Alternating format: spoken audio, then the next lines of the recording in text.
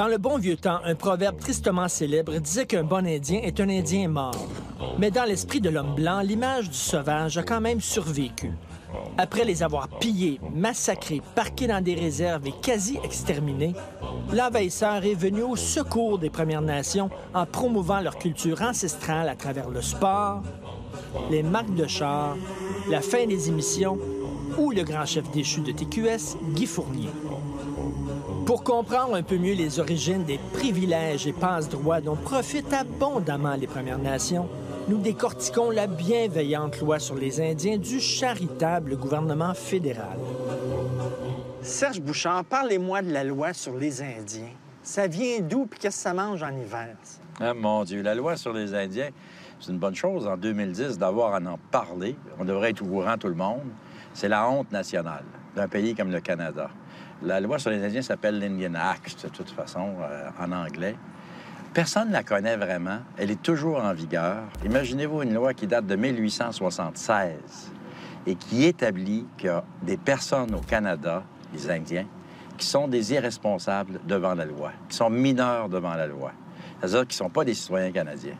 Et sur cette base, pendant des décennies et des décennies, n'auront pas le droit d'exercer leur droit de citoyen, c'est-à-dire le droit de vote ou la vie économique normale ou la vie décisionnelle normale, de ne pas avoir de compte en banque, de ne pas avoir de possession foncière, d'être des enfants devant l'État. Enfants mis en tutelle. Ça infantilise complètement. Bien forcément. C'est basé sur le fait que les Indiens sont des sauvages. Quelle est la définition du sauvage en 1875? Ce sont des gens qui n'ont pas les capacités intellectuelles pour être logiques, qui n'ont pas le cerveau assez développé pour être civilisés. Donc, ce sont des primitifs, incapables de prendre des décisions. Pour ça, on va les mettre sous la tutelle de l'État. Il faut le faire, là, dans ce qu'on appelle dans l'histoire d'un pays comme le Canada. Faire ça. C'était enseigné à l'université, ça, ce que je viens de dire, là. C'était de la science. Alors, on disait qu'un Indien qui va trop à l'école, puis que le professeur, il fait travailler trop à l'école, il va tomber malade. Parce que le petit moteur, il vire trop, les régimes du moteur vont trop vite, le cerveau, puis là, ça entraîne une maladie du corps. Tout ça, les pièces à conviction, on les a, là, c'est écrit, c'est dans les rapports du gouvernement, c'est... Et pour ça, on pensait que la loi sur les Indiens était temporaire, que c'était une loi de bienfaisance, une loi de bonne conscience, où on aidait les primitifs à disparaître de la surface de la Terre, en se disant, bien, ils sont incapables de s'adapter à la civilisation, et regardez, on les fait travailler, ils meurent... On les envoie à l'école, ils tombent malades. Ils étaient d'ailleurs très, très malades, les Autochtones, en 1900, 1890. Et on prévoyait leur extinction. Mais les impacts concrets de cette loi-là, c'est qu'ils ne payent pas de taxes et d'impôts, ça vient de la loi sur les Indiens, oui. Ça?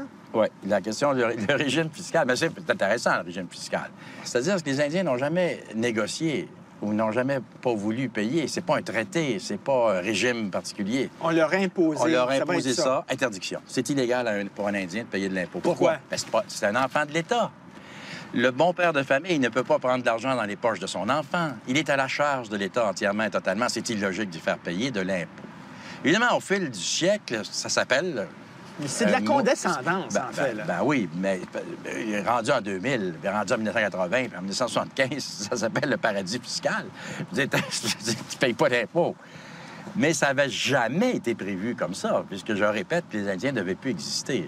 Dans le courant du 20e siècle, ils devaient disparaître. Donc, cette mesure est une mesure absolument abracadabrante qui conduit des citoyens à ne pas payer d'impôts parce qu'on leur a interdit. Être parqué dans des réserves, c'est pas l'idée des Indiens non plus, ça. C'est eux autres qui ont demandé ça, on va avoir des petits territoires rien que pour nous autres. Ben non, bien sûr que non. L'idée de réserve indienne vient directement de la loi sur les Indiens aussi, puisque dans la loi sur les Indiens, il est dit, original, que le père de tous les Indiens, le père en fiducie de tous les Indiens, the father in trust of all the Indians, a des obligations. Ce qu'on appelle les obligations fiduciaires du gouvernement fédéral à l'égard des sauvages.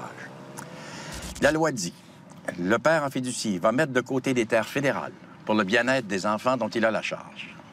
Voilà. Sur ces terres, il devra construire des maisons à ses enfants, partout où faire se peut. Leur faire une école primaire, partout où faire se peut. Les soigner si malades et leur donner de l'argent de poche. Bien, il était fin. On vient de créer un cauchemar. C'est un no man's land. C'est un pensionnat. C'est un immense... Je ne sais pas ce que c'est, d'ailleurs. C'est une zone, c'est un camp de réfugiés. où tu mets des citoyens à part, qui ne payent pas d'impôts, qui ne participent pas à la vie nationale, puis qui reçoivent de l'argent du fédéral. C'est monstrueux. Mais je répète que cette monstruosité qui appartient au 19e siècle ne devait pas survivre au 20e. Le problème de l'histoire du Canada puis des Indiens, c'est qu'ils sont toujours là. S'ils étaient morts, on n'aurait plus de problème. Il y a un sénateur qui a déjà dit ça. Un sénateur, je pense qu'il était de Terre-Neuve. Il avait dit, maudit qu'on serait bien s'il y avait un maudit Indien qui surgit. Il n'y aurait pas de problème indien. Mais les lois, ça change. La loi sur l'esclavage a été révoquée. La loi qui dit que les femmes ne peuvent pas voter, ça a été changé. Mais les Indiens, c'est un mystère. Pourquoi on est prêt avec la loi sur les Indiens? Là c'est quand même la question. On va être jugé par nos enfants. C'est pas possible que le Canada n'ait pas débloqué. Maintenant, ça s'explique en partie, c'est un cul-de-sac politique. Ça date de Pierre Elliott Trudeau. Pierre Elliott Trudeau avait évidemment proposé d'abolir tout ça, de changer tout ça, mais il avait dit aux Indiens, sans compensation. On enlève les réserves, on enlève tout, on enlève tout. Par exemple, le problème des Indiens, qui est un problème très grave et un problème extrêmement compliqué.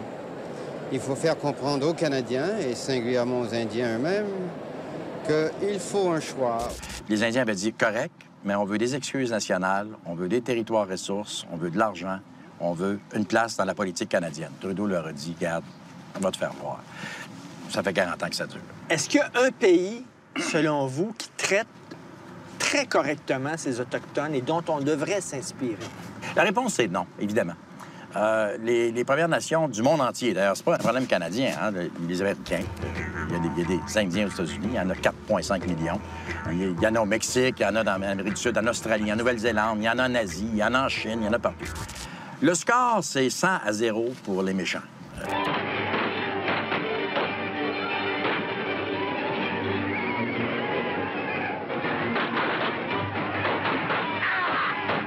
Il n'y a pas de place pour les Premières Nations de ce monde.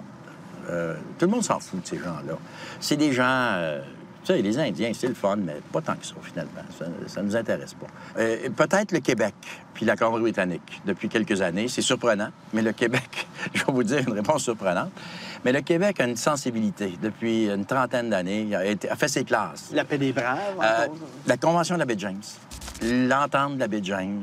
Le Québec se mêle pas de ça du tout avant 1970. Mais quand il commençait à s'en mêler, avec les libéraux, les péquistes, tout le monde ensemble, bon, on signe la Convention de la baie James. Beaucoup d'innovation, on découvre, on parle. La paix des braves, l'entente commune proposée aux Inuits, le Nunavik, qui est un territoire dans le nord. Donc, le Québec, oui, pourrait se péter un peu les bretelles. Puis la Colombie-Britannique avance beaucoup. Puis le Canada par secteur, dans certains endroits. Mais le gouvernement fédéral est aussi pourri en 2010 qu'il l'était en 1870. Il n'a pas changé d'un iota. La solution, ce serait quoi? Leur donner des territoires en disant, vous gérez ça comme vous l'entendez, vous êtes souverain sur ces territoires-là? Ils ont besoin d'un gouvernement, ils ont besoin de ressources, ils ont besoin de se renouveler, ils ont besoin de leadership politique, ils ont besoin de reconnaissance, puis ils ont besoin d'oxygène, puis de développement économique. Il faut qu'ils créent de la richesse. Ils ont commencé, ça. C'est commencé.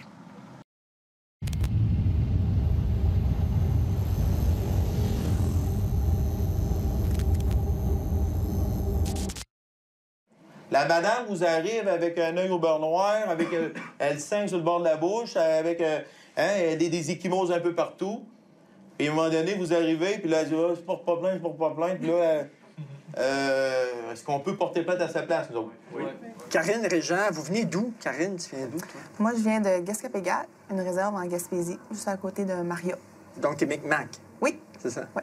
Régent? Moi, je viens ici même de Wendake. J'y habite depuis 17 ans. Puis quand vous allez être policier, vous allez travailler à Québec, à Montréal, à Laval. Non, vous voulez retourner dans votre communauté? On a toute notre promesse d'embauche dans notre communauté. Pourquoi vous sortez pas de la réserve? Vous vivez pas à l'extérieur? C'est quoi? Vous avez peur de l'extérieur? C'est comme une grosse famille, une réserve. Tu t'attaches à ça. Moi, j'ai été à l'école tout en francophone. C'était pas facile. C'était pas facile. Tu te faisais écœurer, quoi? Ouais, je me faisais écœurer. Tu grandis dans une mentalité où ce que les Indiens, c'est des bons à rien, ils font rien, c'est des alcooliques, c'est des drogués, tu sais. Puis, ça m'a... J'ai comme repoussé ma propre culture à cause de ça, parce que je voulais m'intégrer aux non-autochtones, tu sais. Parce que j'étais à l'école avec eux. j'étais la seule là. J'avais pas de moyen de défense. J'étais... C'est triste, hein, quand même? Ouais. Quelque Ouais. part. Tu voulais plus être indienne. Oui, bien c'est ça. Mon père a essayé de m'apprendre le Micmac, là, je voulais rien savoir. Je voulais rien savoir. Tu étais en rébellion contre ta culture. Là. Ouais. Tu voulais pas être une indienne, c'était Non. trop difficile. Non. Mais je le regrette aujourd'hui. Parce que là, je parle pas Micmac. J'aurais vraiment aimé apprendre le Micmac. Les préjugés que les gens ont sur les Autochtones, est-ce que ça vous fatigue, ça? On a appris à plus s'occuper de ça. Pour vrai, là. Avant, moi, je te dirais, une vingtaine d'années, je m'en faisais. Là. J'ai perdu beaucoup de clients avec la crise d'Oka. Beaucoup de clients qui ne voulaient plus acheter chez nous parce qu'on était des Autochtones. Je dirais, on a perdu peut-être 20 de notre clientèle dans le temps. Je vendais des pièces d'auto, là. Pourquoi? Puis qu'est-ce que ça a à voir, ça? C'était des préjugés, là. C'était vraiment rendu trop gros pour eux. Puis on se dit, on se sépare de Wendake, on n'achète plus là, on va acheter ailleurs. Mais avec les années, je trouve qu'ils penseront bien ce qu'ils veulent. Nous, on est bien, puis sérieusement, on perd tout le temps avec ça. C'est triste qu'ils ont encore cette mentalité-là. Oui, c'est triste pour eux. Il faut passer par-dessus, là.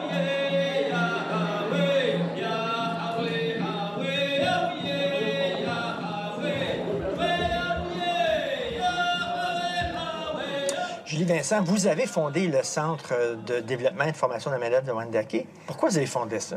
En ce qui concerne les Premières Nations, ils avaient besoin d'un lieu d'appartenance. Ils avaient besoin de se nourrir de leur culture. Ils avaient besoin de se retrouver entre eux dans un milieu des Premières Nations. Alors, c'est comme ça qu'on a commencé. De leur parler de leur culture à eux. Oui, et puis de l'intégrer. Mais pas juste ça, dans l'intégrer à tous les jours. La culture, ça se vit au quotidien. Et c'est quoi le taux de réussite là, des étudiants ici? C'est quoi la réussite à l'éducation des adultes? C'est quoi? Pour moi, une réussite, c'est la maman qui va peut-être arrêter de consommer pendant le temps de sa grossesse. C'est peut-être celui qui va se rendre à l'université aussi. Tous mes étudiants en technique policière ont des promesses d'embauche. Alors, ils retournent automatiquement dans leur communauté ou dans une autre communauté pour œuvrer comme policiers. C'est tout ça pour moi, la réussite. Avec leur longue tradition de commerce, les Hurons-Wendat sont les fiers représentants de la réussite économique des Premières Nations. J'ai rencontré de jeunes entrepreneurs pour en finir une bonne fois pour toutes avec le cliché de l'Indien oisif qui attend qu'on l'aide.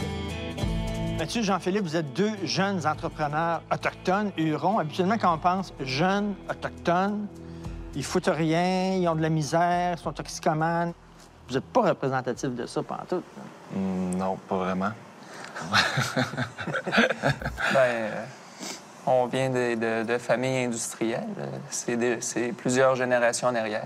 Mon arrière-grand-père, le père de Louis-Philippe, il avait déjà son commerce. Mon grand-père a eu des entreprises.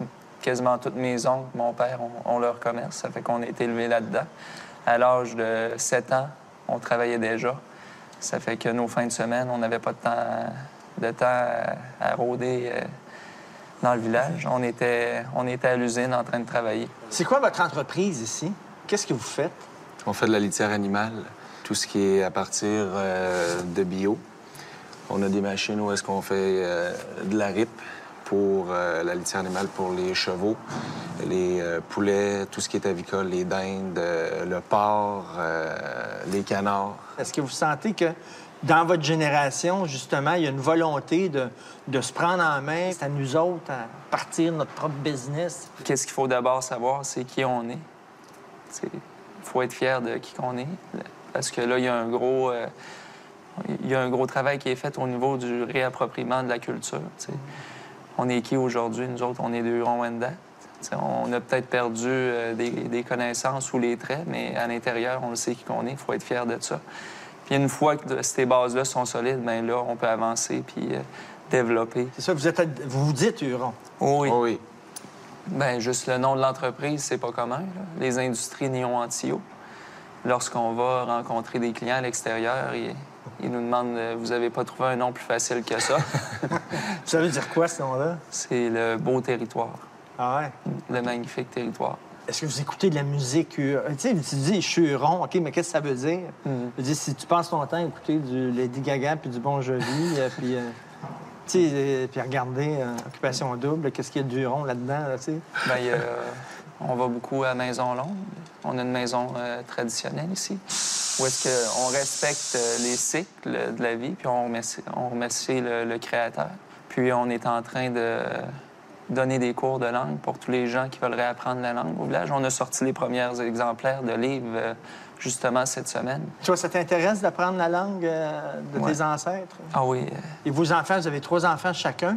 Oui. Est-ce que vous allez les élever de façon... Est-ce que vous allez dire, vous êtes des Hurons, vous êtes des Autochtones?